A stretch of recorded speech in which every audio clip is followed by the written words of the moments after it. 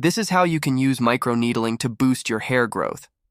Microneedling has grown in popularity because of its benefits for hair growth.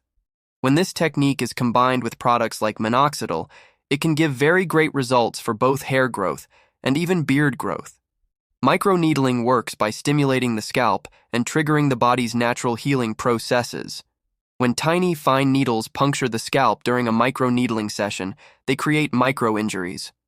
These controlled injuries aren't deep enough to cause significant damage, but are enough to trigger the body's wound healing response. This process releases growth factors, increases blood flow to the scalp, and boosts the production of collagen and elastin in the skin. There are different tools you can use when microneedling. The most popular ones are a dermaroller and a derma stamp. Personally, I use a derma stamp since it is more precise and has adjustable needle lengths. Since you are causing small injuries in the scalp, you want to be precise and avoid damage. Another very important thing to remember is to disinfect your device before and after you use it. Also, make sure to not overdo it. 1 to 2 times per week is enough.